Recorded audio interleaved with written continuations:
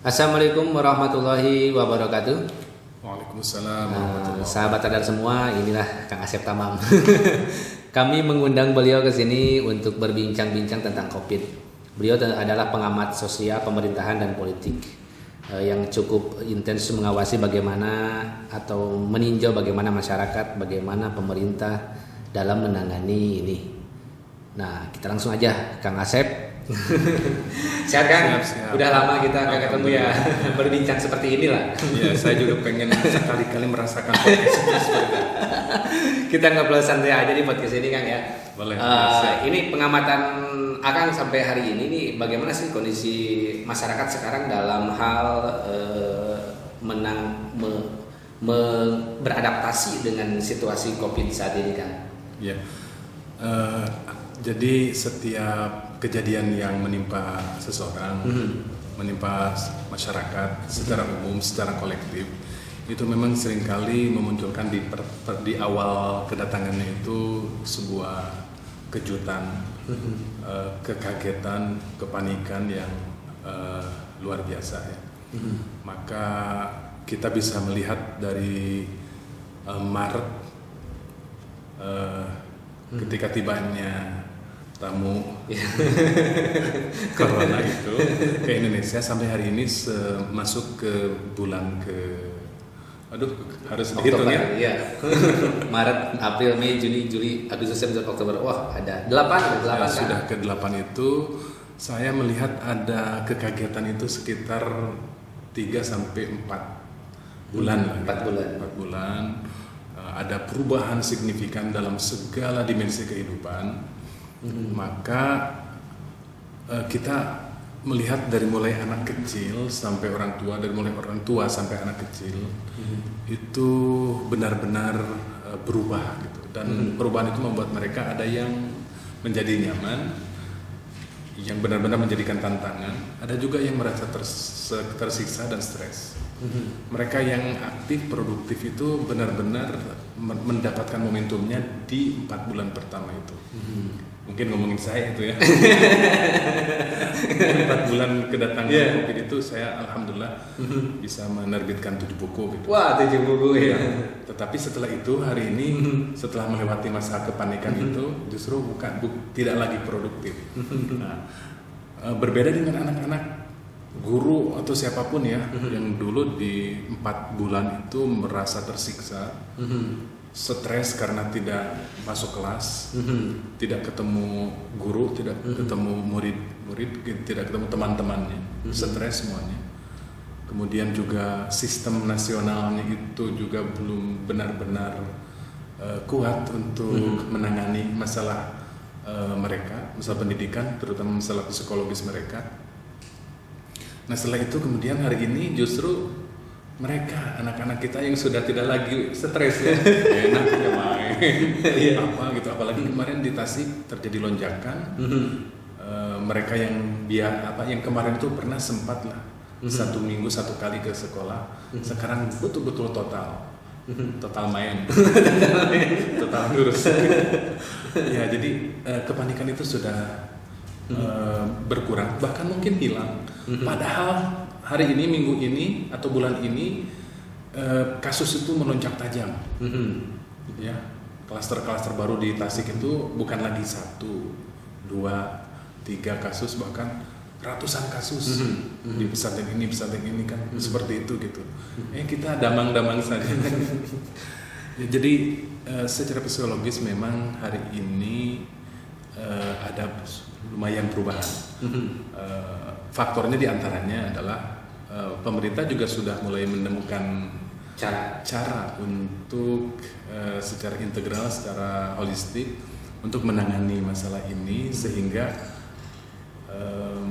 kemarin di 4 bulan pertama ada kekagetan di birokrasi, adanya refocusing anggaran sampai 50-60 itu kan mikiran untuk itu luar biasa. Lalu kemudian bagaimana menyalurkan bansos, menyalurkan bantuan-bantuan apapun ke masyarakat, ke pesantren, ke para kiai, kemana-mana itu kan belum semuanya merata. Di Tasik juga muncul forum silaturahmi yang kemudian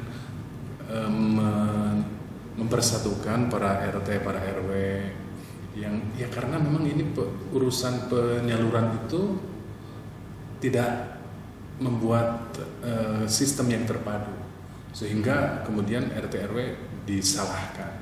Akhirnya mereka berkumpul, bertemu dan membuat forum misalkan. Nah, hari ini sistem penyaluran, sistem pembagian dan lain-lain sudah cukup mapan, sudah cukup baik sehingga RP ya namanya sudah menemukan bentuk ya. Jadi semua kita hari ini sudah cukup menemukan bentuk dari kekagetan itu bagaimana solusi. Karena sekali lagi tadi bagi orang-orang tertentu mungkin ini adalah musibah ini adalah anugerah. Tidak begitu capek, tidak begitu banyak berpikir dan lain-lain. Tetapi bagi pemerintah, termasuk pemerintah pusat sampai pemerintah daerah, ini betul-betul tantangan.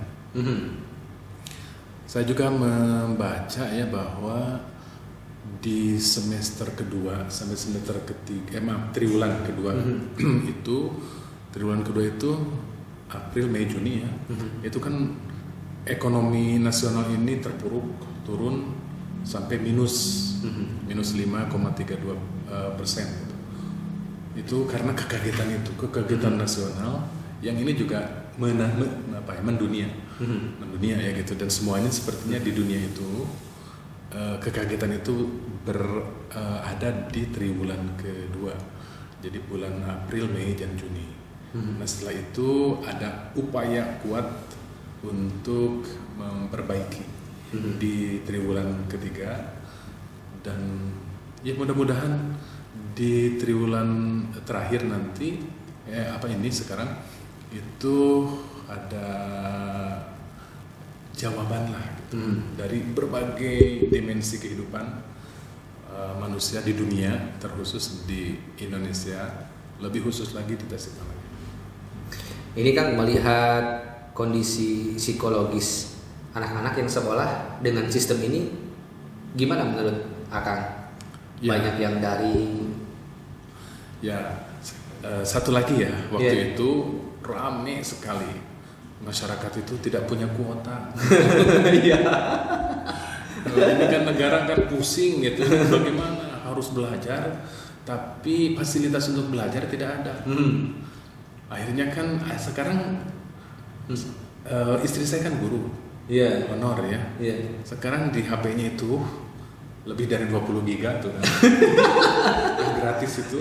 Bantuan dari pemerintah. Bantuan itu PP akhirnya. Ya, jadi sekarang ini kalaupun misalkan sistemnya diperbarui, sebetulnya bisa lebih efektif daripada di triwulan kedua tadi cara pembelajaran itu. Tapi lagi-lagi mungkin kita butuh waktu. Nanti setelah COVID berakhir, guru-guru harus diajarkan tentang sistem pendidikan jika sekali waktu seperti ini lagi. Mereka sudah mulai melek IT, mereka sudah bisa berinteraksi dengan siswa, dengan peserta didik dengan lebih terpola. Tidak seperti hari ini, sepertinya pembelajaran lebih ke formalitas. Penting masa minggu ayat tugas. Nah ini juga negatif ya. Saya melihat ini cukup negatif ya, ketika guru itu kepada murid di masa pandemi ini, pembelajaran daringnya itu dengan sistem tugas. Bikin tugas sudah aja. Orang tua dengan anak-anaknya kan para sehat. Lebih galak daripada guru aslinya. Ya akhirnya ya seperti itu. Jadi saya pikir akan lebih baik ada mix ya pembelajaran antara materi di mana siswa cukup, peserta didik cukup membaca atau menelaah atau menyimak, tidak harus kemudian diberatkan dengan tugas. Nah, tetapi ya itu juga gitu, ketika diberi materi yang tanpa tugas itu juga mungkin lah tugas iya. Ini boleh nggak pakai bahasa Sunda? Nggak apa-apa. Ya tugas iya. Nah ini perlu carikan formula ya. Kedepannya harus gerak cepat ini. Pemerintah harus sudah mulai membangun sistem kedepannya sehingga efektivitas pembelajaran daring itu meningkat tajam. Memang hari ini saya belum mendapat rilis berita ya berapa persen efektivitas kuliah secara daring atau sekolah secara daring. Belum mendapatkan hasil riset ya. Benar-benar semuanya adaptasi ke daring ya Kang ya. Iya. Ini yang dari aspek ekonomi kan. Pemerintah sudah mengucurkan banyak bantuan tuh, ada bantuan UMKM, kemudian bantuan untuk yang di PHK, bantuan untuk karyawan, untuk buruh dan lain sebagainya. Bagaimana akan melihat itu? Ya, sekarang ini kita ya tidak begitu masif mendengar kabar berita tentang bagaimana nasib pengangguran, nasib mereka yang terkena PHK di Indonesia itu. Tidak seperti waktu ya di triwulan kedua waktu itu ya luar biasa. Kita sampai mendengar di Amerika saja pernah dalam 5 minggu itu terjadi 26 juta pengangguran yang di PHK. Yang di PHK. Ya, di Indonesia saya belum tahu, yang saya dapati informasi itu sekitar 4-5% kenaikan jumlah penganggur itu. Memang 4,5 juta. Ya, penambahan jumlah penganggur itu. Dan di rilis yang lain saya membaca sekitar 12 juta bahkan. Nah, jadi dari tadinya 25 juta hampir nyaris sampai ke 45 juta yang hari ini belum mendapatkan pekerjaan. Ya hari ini lagi-lagi ya itu juga tidak cukup terdengar. Saya berpikir dan berharap musibah ini adalah menjadi tantangan. Sekarang kan barusan Kang Sandi bertanya sedikit menyapa UMKM ya, kata UMKM itu ya sekarang UMKM cukup berbak. Kalau musibah dianggap sebagai tantangan, sekarang kita melihat begitu banyak hasil atau produk dari maksimalisasi otak di era pandemi ini. Seperti di kampung saya kan, denger ya, ada tempat wisata. Itu asli produk pandemi. Orang-orang sudah mulai berpikir bagaimana untuk bisa efektif ini. Termasuk berkahnya itu adalah Semak Belukar sekarang disulap menjadi tempat wisata. Seperti Kampung Kolecer atau spot-spot lain di Cisayong lah. Hebat Cisayong ya.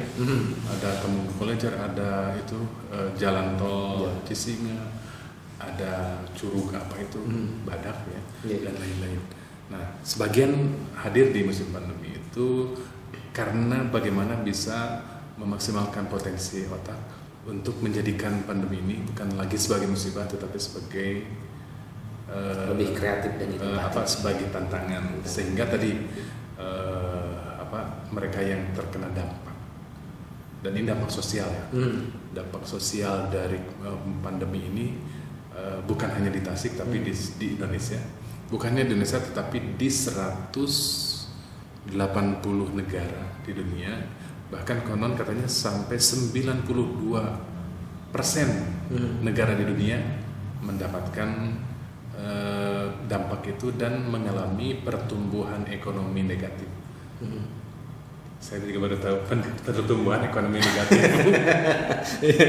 Ya, jadi memang menurun, ya terdampak lah gitu. Ya, alhamdulillah hari ini kita tidak membaca banyak ya tentang pengangguran atau PHK atau apa, karena PSBB sudah mulai dilonggarkan. Orang sudah berpikir dengan cara apa ya saya bisa bertahan, dengan cara apa saya bisa keluar dari ketegangan. Sekarang kan banyak bermunculan usaha-usaha baru, UKM itu sekarang bertambah. Nah kan yang mesti dimanfaatkan atau yang dilakukan oleh para pelaku UMKM dalam kondisi ini yang mungkin bisa ketika pandemi ini berakhir tetap menjadi pilihan mereka untuk mengenjot usahanya. Kira-kira yang akan melihat di lapangan seperti apa, Kang? Ya, seperti dunia pendidikan terdampak, dunia kerja terdampak, dunia transportasi terdampak, dunia pariwisata terdampak, banyak dunia-dunia yang terdampak. Ternyata ada dunia yang mendapatkan berkah yang luar biasa yaitu dalam bidang komunikasi. Kuota luar biasa itu. Saya pikir itu yang gratis itu adalah bonus besarnya keuntungan bagi dunia yang satu itu di era pandemi itu. Pertanyaannya kemana tadi deh? Jadi apa yang bisa UMKM ya? UMKM. Nah, maksud saya begini. Dunia sekarang ini dunia digital ya. Kemarin saya di RSUD juga mengkritik RSUD ini kok digitalisasi dari program-program itu sangat lemah gitu. Padahal sekarang ini dunia digitalisasi. Ya sekarang ini bisnis berbasis online itu sedang marak. Ya, jadi apalagi saya kemarin juga menjadi juri lomba karya tulis ilmiah nasional antar perguruan tinggi yang bertemakan tentang UMKM. Ada dari UGM, UI, Unpad, Unbrau, Unhaya dan lain-lain ya yang menjadi peserta itu semua berpikir tentang UMKM yang secara umum bagaimana memaksimalkan UMKM berbasis digital itu. Ngeri melihat bagaimana gagasan-gagasan itu sehingga bukan sekedar bagaimana mencipta yang ada, mencipta sesuatu yang belum ada, tetapi bagaimana memaksimalkan potensi-potensi yang ada itu menjadi maksimal sehingga bisa menambah tenaga kerja, menambah variasi lah atau kreasi ya dari usaha-usaha kecil menengah itu. Nah, jadi sekarang ini masyarakat kita dipaksa ya untuk masuk ke wilayah itu. Anak-anak di kampung juga sekarang sudah tahu YouTube, sudah kenal sabrek. sabrek. Sudah begitu postingan di YouTube itu sampai melebihi penonton di FB sekalipun, saking masifnya. Nah, bagaimana hari ini kita melihat jutawan muncul karena pandemi, bukan muncul di masa pandemi. Saya mengatakannya muncul karena berkah pandemi, karena pandemi ini. Nah, jadi UMKM itu bisa bergerak secara door to door, tetapi juga sekarang ini bukan sekedar masuk ke dunia internet, tetapi ya harus sampai ke masyarakat paling bawah juga harus sudah melek ini gitu. Dan secara tidak langsung kita juga pada akhirnya melihat orang-orang tua yang dulu itu anti atau dulu itu betul-betul bodoh dengan dunia yang satu itu sekarang sudah terbiasa. Jadi manfaatkan itu. UMKM itu harus memanfaatkan itu, dan pemerintah juga harus adaptif. Pemerintah juga harus menangkap ini sebagai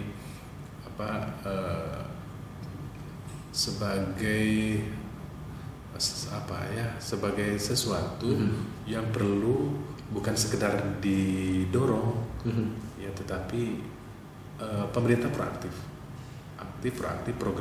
agresif ke kampung-kampung untuk kemudian mencari peluang-peluang itu. Masyarakat bisa mendapatkan pekerjaan, mendapatkan rezeki walaupun dengan cara yang berbeda. Ini yang mesti dilakukan pemerintah saat ini, kira-kira akan melihat yang dibutuhkan masyarakat itu apa, Kang?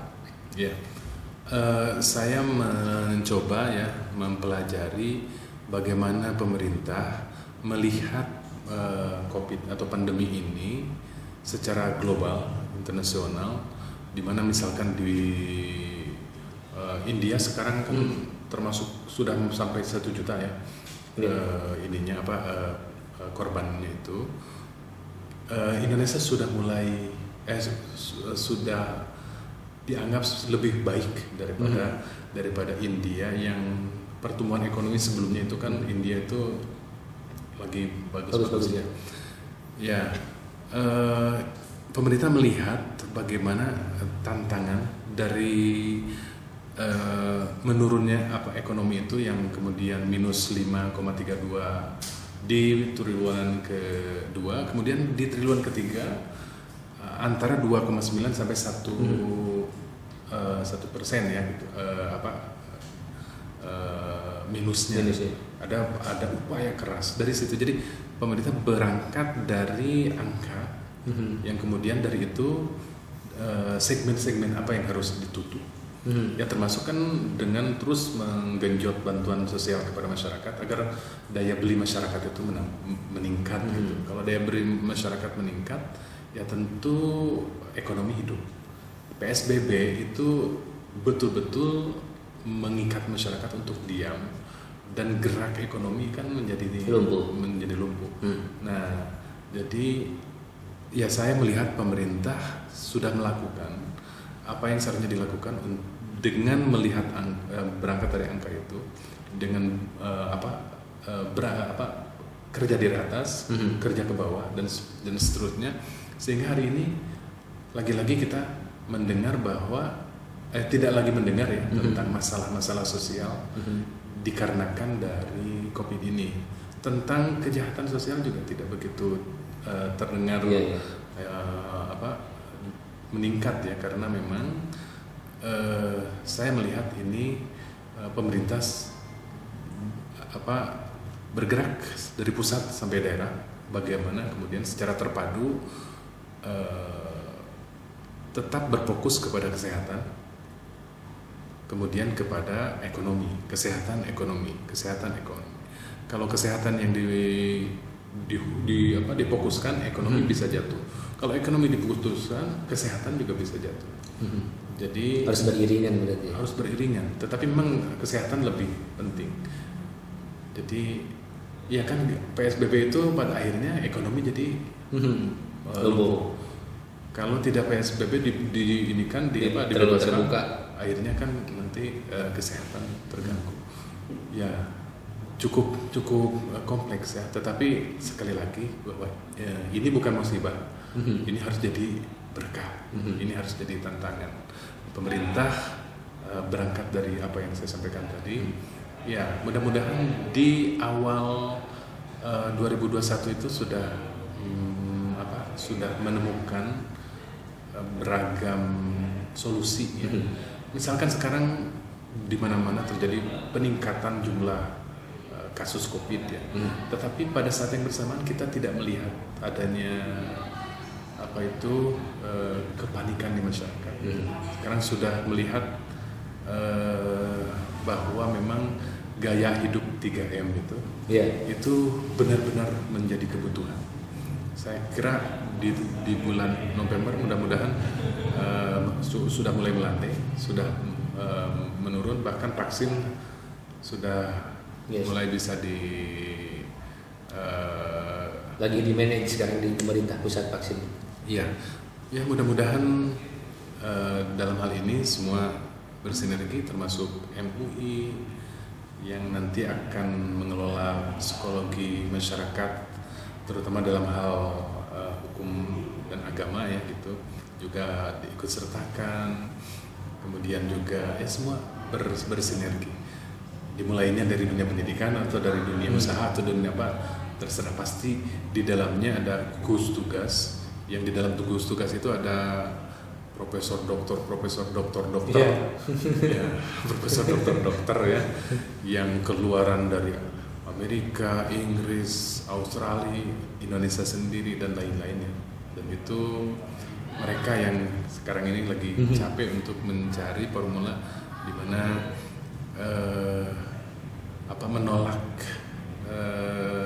menolak kemadaratan itu lebih dipentingkan daripada menciptakan kemaslahatan. Ini Kang, pendidikan ini kan untuk di sektor pendidikan ini tidak mudah nih menjalankan cara dengan seperti ini. Kira-kira yang mesti dilakukan oleh pemerintah, kemudian yang sekolah dan juga orang tua, kolaborasinya harus seperti apa sih? Ya, saya berharap pemerintah jangan merasa cukup dengan hari ini di mana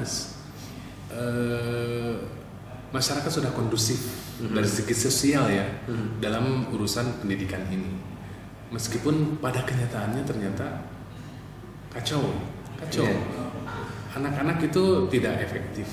Belajar dengan daring itu betul-betul tidak efektif karena belum adanya kesiapan dari semua pihak.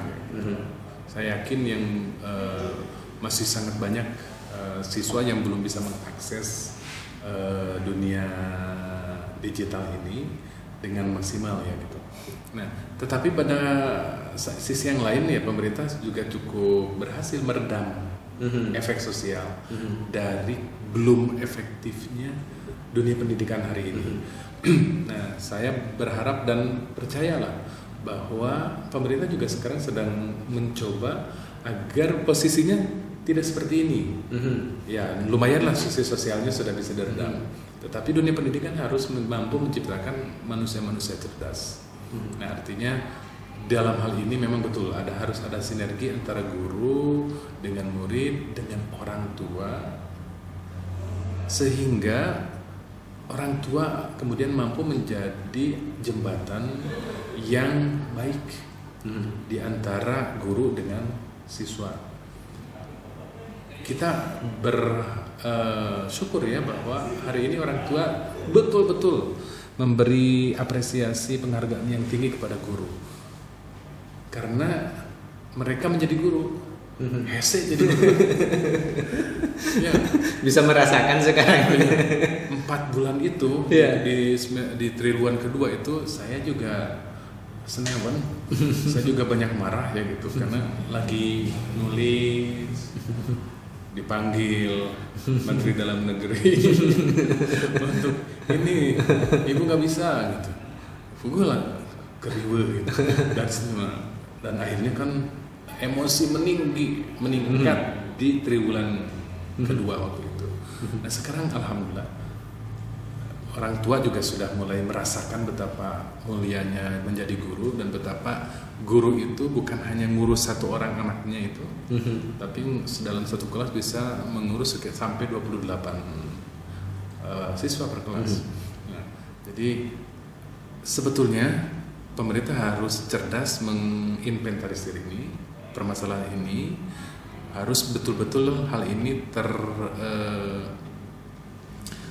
terdokumentasikan bahwa hari ini permasalahannya apa, tantangannya apa, lalu kemudian permasalahan yang sudah bisa dicarikan solusinya apa, sehingga nanti tinggal urusannya bagaimana ke depan efektivitas pembelajaran itu benar-benar dirasakan oleh guru dan oleh siswa. Jadi sepertinya dalam pemahaman saya hari ini memang siswa itu tidak lagi, peserta didik tidak lagi berpikir tentang sekolah dan belajar itu menjadi nomor satu. Anu penting sehari ada PR itu bisa diselesaikan, udah main lagi. Jadi kalau biasanya kan sekolah itu primer, kemudian main itu tersier lah gitu. Sekarang ini main yang primer, sekolah yang tersier. Betul. Ya, tetapi sekali lagi dampak sosial dari ini sekarang sudah mulai diredam. Oke Kang, banyak sekali pembahasan yang bermanfaat tentang 3 sektor pendidikan, ekonomi, dan kesehatan. Terima kasih telah datang ke sini. Berhubung waktunya ini terbatas, kita akan berbincang lagi di lain kesempatan. Tekarawas. Ada hal yang ingin disampaikan kepada masyarakat? Ya, saya mengajak kepada saya sendiri, kepada kita semua ya, bahwa bukan hanya COVID ini, apapun juga, bahkan yang akan terjadi pada tahun-tahun selanjutnya, ketika ada musibah seperti ini, maka jangan berpikir bahwa ini negatif dan ini benar-benar musibah. Bagi mereka, bagi kita yang sadar dengan keadaan seperti ini, hari ini dan kedepannya, semua yang pahit yang kita rasakan itu pada kenyataannya adalah tantangan. Dan ternyata sudah sangat banyak orang yang menjadikan musibah ini sebagai tantangan yang kemudian mendapatkan berkah. Seperti banyaknya podcast hari ini. Baiklah Kang, terima kasih. Assalamualaikum warahmatullahi wabarakatuh. Waalaikumsalam warahmatullahi wabarakatuh.